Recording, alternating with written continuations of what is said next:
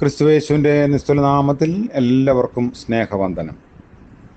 ഇന്നത്തെ നമ്മുടെ ധ്യാനത്തിനായി വിശുദ്ധ മത്തായി എഴുതിയ സുവിശേഷം 12-ാം അധ്യായം 24-ഉം 25-ഉം വാക്യങ്ങൾ.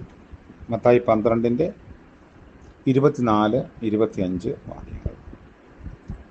അത് കേട്ടിട്ട് പരീശന്മാർ, ഇവൻ ഭൂതങ്ങളുടെ തലവനായ ബയൽസെബൂലിനെ കൊണ്ടല്ലാതെ ഭൂതങ്ങളെ പുറത്താക്കുന്നില്ല എന്ന് പറഞ്ഞു.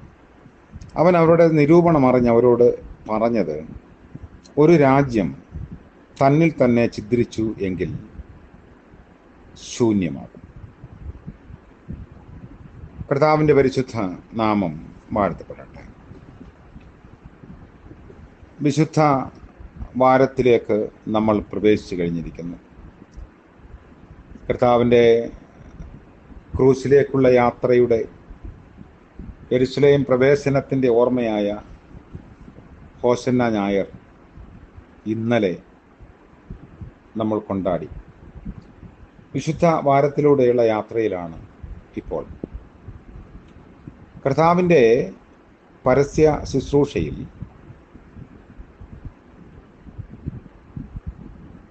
രോഗികൾക്ക് സൗഖ്യം നൽകുകയും ഭൂതങ്ങളെ പുറത്താക്കുകയും ചെയ്തത് ദൈവരാജ്യത്തിൻ്റെ അടയാളമായി നിലനിൽക്കുന്നു. കർത്താവിൻ്റെ കാലത്ത്, അതായത് കർത്താവ് ജീവിച്ച കാലഘട്ടത്തിൽ എല്ലാ രോഗികളെയും സൗഖ്യമാക്കിയിട്ടില്ല, എല്ലാ ഭൂതഗ്രസ്തരെയും സൗഖ്യമാക്കിയിട്ടുമില്ല. എന്നാൽ കർത്താവ് ചെയ്ത അത്ഭുത പ്രവർത്തികൾ ദൈവരാജ്യത്തിൻ്റെ അടയാളമായി വർണ്ണിക്കപ്പെടുന്നു.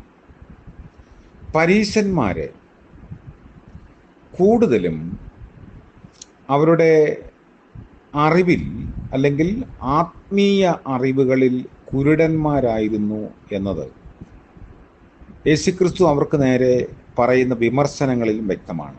ഇവിടെ പറയുന്ന അവരെ ഭൂതങ്ങളുടെ തലവനായ ബയൽസെബൂലിനെ കൊണ്ട് ഭൂതങ്ങളെ പുറത്താക്കും. അവരുടെ വിചാരം ഗ്രഹിച്ചുകൊണ്ട് കർത്താവ് പറയുന്ന മറുപടി, ഒരു രാജ്യമോ പട്ടണമോ ഗ്രഹമോ തന്നിൽ തന്നെ ഛിദ്രിച്ചു പോയാൽ അതിന് നിലനിൽക്കാൻ കഴിയില്ല. ഇവിടെ പരീശന്മാരെ വിഷമത്തിലായി. അവരുടെ ആരോപണത്തിനെതിരെ കർത്താവ് 3 ചോദ്യങ്ങൾ ചോദിച്ചു.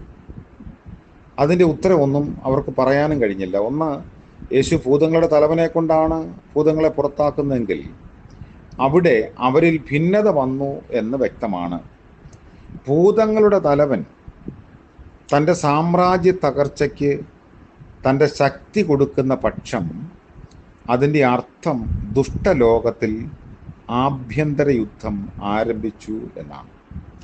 രണ്ടാമത്, നിങ്ങൾക്ക് അസാധ്യകാര്യമായ പിശാചിനെ പുറത്താക്കുന്ന കാര്യം ഞാൻ ചെയ്യുന്നെങ്കിൽ ഞാൻ സാത്താൻ്റെ സാമ്രാജ്യം തച്ചുടയ്ക്കുകയായിരുന്നു എന്ന് വ്യക്തമാണ്. ഇത് നിങ്ങൾ സമ്മതിച്ചാൽ ഞാൻ അവൻ്റെ ഭവനം കവർച്ച ചെയ്യുന്നവനാണെന്ന് സമ്മതിച്ചേ പറ്റൂ.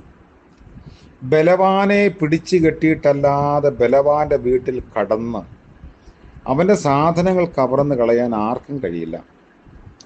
പിടിച്ചു കെട്ടിയാൽ പിന്നീട് അവൻ്റെ വീട് കവർച്ച ചെയ്യാം. ഈ ഒരു സൂചനയിൽ നിന്നും സാത്താൻ്റെ സാമ്രാജ്യം ഞാൻ കവർച്ച ചെയ്യുന്നു എന്ന് തെളിയുന്നതിനാൽ എതിർക്കാൻ നിവൃത്തിയില്ലാത്ത വിധം സാത്താൻ പരാജിതനായി എന്ന് വ്യക്തമാണ്. അപ്പോൾ ബലവാനെ പിടിച്ചു കെട്ടുന്ന ഒരു ആശയം കർത്താവ് പറയുന്നത് യെശയ്യാ പ്രവാചകന്റെ പുസ്തകം 49-ാം അധ്യായം 24-ാം വാക്യം മുതൽ നമുക്ക് വായിക്കാൻ സാധിക്കും. ഇവിടെ ന്യായമായി ഉയരുന്നൊരു ചോദ്യം, ബലവാനെ പിടിച്ചു കെട്ടിയത് എപ്പോഴാണ്? അവൻ്റെ സങ്കേതങ്ങളെ കവർച്ച ചെയ്യാൻ തക്കവണ്ണം അവനെ ബന്ധിച്ചത് എപ്പോഴാണ്?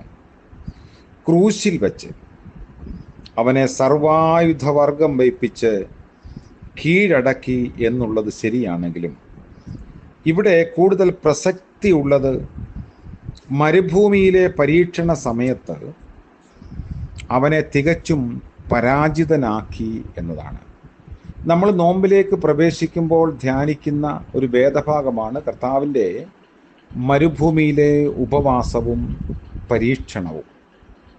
ആ മരുഭൂമിയിലെ ഉപവാസത്തിൻ്റെ അവസാനത്തിൽ കർത്താവ് ഈ പരീക്ഷകനെ പരാജിതനാക്കി എന്ന് വളരെ വ്യക്തമായി ലൂക്കോസ്, മത്തായി സുവിശേഷങ്ങളിൽ നമ്മൾ വായിക്കുന്നു.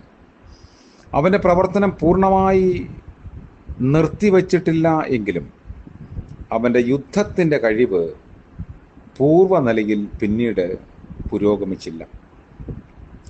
യേശു മരുഭൂമിയിൽ വെച്ച് പരീക്ഷകനുമായി നേരിട്ട് അവനെ ജയിച്ചപ്പോൾ ഒരു പ്രത്യേക കാര്യം നിറവേറി. തൻ്റെ യാതൊരു സാമർഥ്യവും വിജയിപ്പിക്കാൻ കഴിയാത്ത ഒരു വ്യക്തിയാണ് ക്രിസ്തു എന്ന് സാത്താന് ബോധ്യം വന്നു. ഏദനിലെ അനുഭവത്തിൻ്റെ ആവർത്തനമായിരുന്നു മരുഭൂമിയിൽ കർത്താവിനെതിരെ പരീക്ഷകൻ പ്രയോഗിച്ചത്. എന്നാൽ അവിടെ തോറ്റുപോകുന്നു. അതിലൂടെയാണ് ക്രൂശിലേക്ക് ക്രിസ്തു യാത്ര ചെയ്യുന്നത്. മരുഭൂമിയിൽ ജയിച്ചവൻ ക്രൂശിലേക്ക് യാത്ര ചെയ്യുന്നു. ക്രൂശിലൂടെ സാത്താനെ തോൽപ്പിക്കുന്നു. അതിലൂടെ ലോകത്തിന് രക്ഷ നൽകിയിരിക്കുന്നു. പാഷൻ വീക്കിൽ നമ്മുടെ ചിന്തകളെല്ലാം ആ ഒരു രക്ഷാകര ദൗത്യത്തിലാണ്. കർത്താവ് നമുക്ക് രക്ഷ നൽകിയത് സാത്താനെ പരാജയപ്പെടുത്തിക്കൊണ്ടും സാത്താനെ പരാജയപ്പെടുത്താൻ തൻ്റെ ജീവനെ നൽകിക്കൊണ്ടുമാണ്. ഇതാണ് നമ്മുടെ ധ്യാനത്തിൻ്റെ കേന്ദ്രബിന്ദു. ദൈവം തമ്പുരാൻ നമ്മളെ അനുഗ്രഹിക്കട്ടെ. നമുക്ക് പ്രാർത്ഥിക്കാം. കരുണ നിറഞ്ഞ വാഴ്ത്തപ്പെട്ട കർത്താവേ, മനോഹരമായ പുതിയ ദിനത്തിൻ്റെ സാധ്യതയ്ക്കായും അടിയങ്ങൾക്കത് ദാനമായി നൽകിയതിനായും ഞങ്ങളങ്ങേ മഹത്വപ്പെടുത്തുന്നു. കഷ്ടാനുഭവ ധ്യാന വിചാരങ്ങളിൽ അവിടുന്ന് ക്രൂശിലൂടെ ഞങ്ങൾക്ക് നൽകിയ രക്ഷയെ ഞങ്ങൾ ഓർക്കുകയും ഞങ്ങൾക്ക് വേണ്ടി സഹിച്ച പാടുകളെ ധ്യാനിക്കുകയും ചെയ്യുന്നു. കർത്താവെ, സഹിഷ്ണുതയുള്ളവരായി ക്രിസ്തുപക്ഷം ചേർന്ന് ജീവിപ്പാൻ ഞങ്ങളെയും സഹായിക്കണമേ. യേശു മശിഹായുടെ നാമത്തിൽ ഞങ്ങളുടെ പ്രാർത്ഥന കൃപയോടെ കേൾക്കുമാറാകണമേ. ആമേൻ. സകല ബുദ്ധിയെയും കവിയുന്ന ദൈവത്തിൻ്റെ കൃപയും സമാധാനവും നമ്മോടുകൂടെ എന്നും എന്നേക്കും ഉണ്ടായിരിക്കുമാറാകട്ടെ. ആമേൻ.